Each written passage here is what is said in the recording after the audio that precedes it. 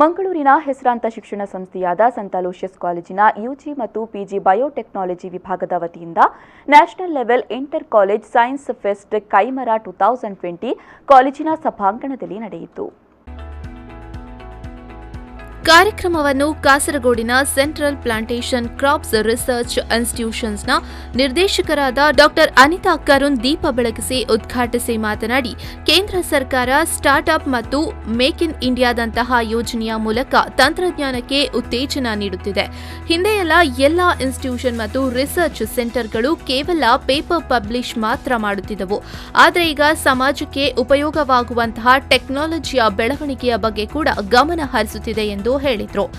Startups are nothing but the technology based. Previously, what we were doing is in all the institutes and all the research sites, what we were doing is we publish the papers and we never go to the technologies. Publish it and finish it. But now the trend is different. We have to go for till the technology development and it has to reach the societies. So that is the motto. And there are several organizations. ಬಳಿಕ ಮುಖ್ಯ ಅತಿಥಿಯಾಗಿ ಆಗಮಿಸಿದ ಬೆಂಗಳೂರಿನ Gelora TX ಫಾರ್ಮಸ್ಯೂಟಿಕ್ private ಲಿಮಿಟೆಡ್ನ ನಿರ್ದೇಶಕ doctor ರಘುವೀರ್ Ramachandra ಮಾತನಾಡಿ, Aloysius ಶಿಕ್ಷಣ ಸಂಸ್ಥೆ ಕೇವಲ ಉನ್ನತ ಶಿಕ್ಷಣ ಅಥವಾ ತಾಂತ್ರಿಕ ಶಿಕ್ಷಣವನ್ನು ಮಾತ್ರ ವಿದ್ಯಾರ್ಥಿಗಳಿಗೆ ನೀಡುತ್ತಿಲ್ಲ, ಜೀವನ ಮೌಲ್ಯಗಳನ್ನು ನೀಡುತ್ತಿದೆ ಎಂದು ಹೇಳಿದರು. And especially here, there are a lot of cultural fests and sports events and so on. There are not many organizations that conduct a science-based, science-themed fest and an event. I think that takes a lot of effort and also a vision to kindle. That's what the motto is, right?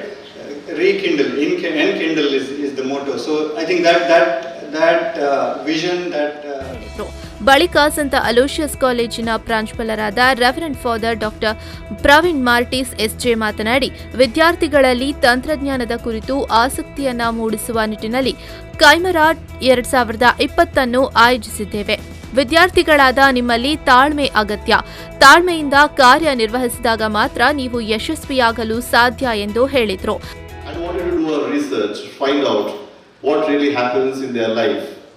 And after many years, he proved it, saying that those who have patience for a longer time, they can be successful researchers, they can be successful in their own field. And it was true. All those 7 names he had quietly written down, they are all successful entrepreneurs or researchers in their life. And this professor is Walter Todd. ಇನ್ನು Kaimara 2020 national level inter college science ಫೆಸ್ಟ್ನಲ್ಲಿ ದೇಶದ ವಿವಿಧ ಪ್ರತಿಷ್ಠಿತ ಕಾಲೇಜುಗಳ 100 ವಿದ್ಯಾರ್ಥಿಗಳು ಆಸಕ್ತಿಯಿಂದ ಭಾಗವಹಿಸಿದ್ರು.